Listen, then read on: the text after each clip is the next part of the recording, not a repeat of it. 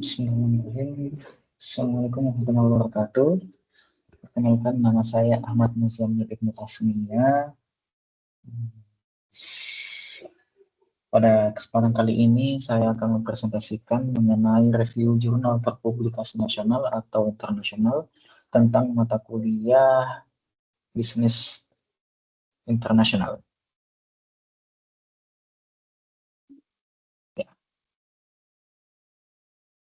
Pada video ini saya akan merangkum sebuah artikel review tentang Global Value Chains atau GVC yang judulnya Global Value Chains, A Review of the Multidisciplinary Literature oleh Kano, Sang, dan Yung yang terbit di Journal of International Business Studies tahun 2020. Setelah ini kita mulai dari latar belakang masalahnya ya. Latar belakangnya sederhana, yaitu globalisasi produksi makin terpecah dan menyebar lintas negara.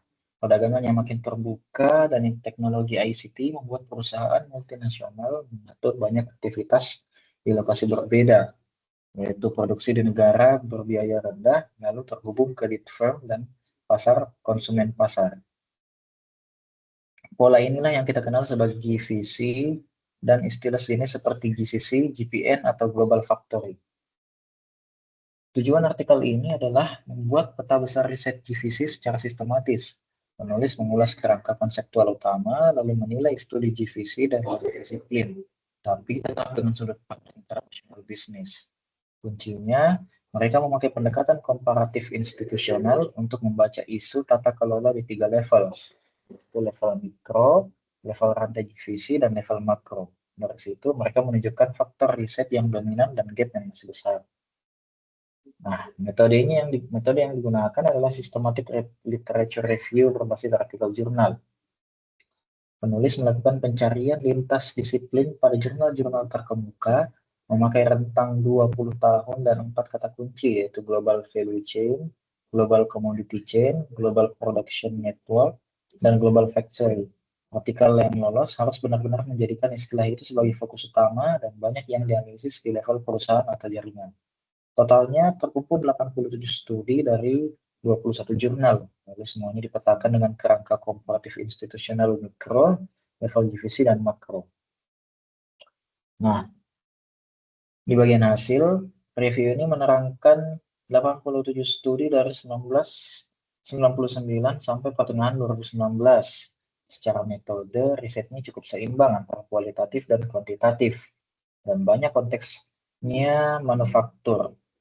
Temuan pentingnya, walau semua elemen kerangka mikro GVC dan makro muncul di literatur, fokus penelitiannya yaitu tidak merata.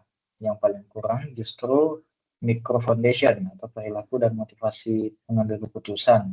Padahal konfigurasi divisi lahir dari keputusan manajerial. Nah, implikasinya terbagi 3, yaitu untuk akademik, penulis menekankan masih banyak gap dan menawarkan daftar agenda riset lanjutan, mulai dari micro foundation, pemetaan divisi, learning, sampai digitization dan proteksionisme.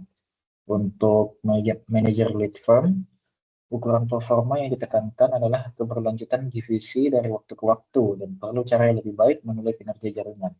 Kemudian terakhir untuk kebijakan, proteksionisme yang menganut dan proteksionisme yang menguat dan perubahan digital berpotensi mengubah tata kelola GVC. Jadi dampaknya perlu dipahami oleh akademisi, praktisi, dan regulator.